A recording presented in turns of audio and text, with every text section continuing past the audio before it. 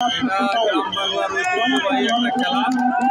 যদিও দীর্ঘদিন এই ফ্যাসিবাদের শাসনামলে বন্ধ ছিল, দীর্ঘ 17 বছর পরে আপনারা দেখতে পাচ্ছেন যে এখানে স্বতঃস্ফূর্তভাবে মানুষ লাঠি খেলা দেখছে, মেলা উপভোগ করছে। সবাই কিন্তু আনন্দ কোনো মুহূর্তে এই লাঠি খেলা উপভোগ করছে। পুরানাস ঐতিহ্যবাহী মেলায় দীর্ঘদিন পর এসে আসলে আমরা খুবই আনন্দিত। এই উৎসব মুখর পরিবেশে জনসাধারণের যে জনস্রোত বয়ে গেছে দীর্ঘ 17 বছর, আসলে এই মেলার কার্যক্রমগুলো দীর্ঘদিন বন্ধ ছিল। বন্ধ থাকার পরে পুনরায় মানুষ এই মেলাতে যেভাবে অংশগ্রহণ করেছে তাতে প্রমাণ করে বিগত দিনে যে মেলা এবং শাসনামলগুলো বন্ধ ছিল, আগামী দিনে এই মেলা কর্তৃপক্ষ যারা আছে, এখানে যারা কমিটি আছে, তারা প্রতি বছর ধারাবাহিকভাবে এই কর্মকাণ্ডগুলো করবে, প্রোগ্রামগুলো করবে এবং মানুষের স্বতঃস্ফূর্ত উপস্থিতি থাকবে। আমরা এখানে এসে সবাই খুবই খুশি হয়েছি।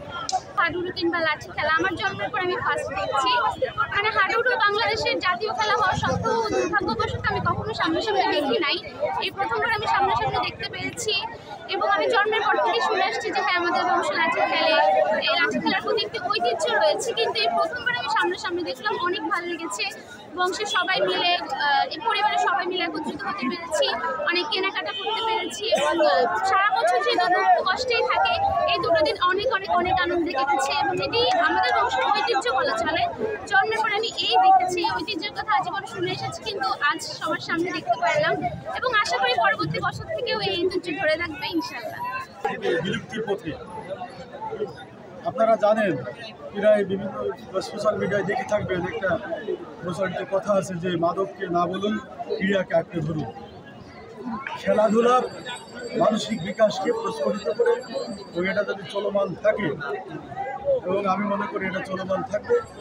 খেলাধুলা চলমান থাকলে শিশুদের মানসিক বিকাশ আর বুদ্ধিবৃদ্ধি প্রকাশ এবং আগামীর সুন্দর বাংলাদেশের জন্য সেটা সহায়ক বলে আমি মনে করি। এই লাঠি খেলা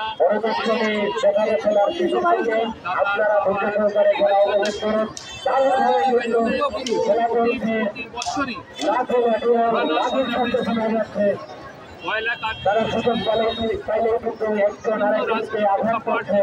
অবস্থা সবকিছু মিলিয়ে খেলাধুলার অনুকূলে পরিবেশ না থাকায় এখানে আমরা প্রতি বছর খেলা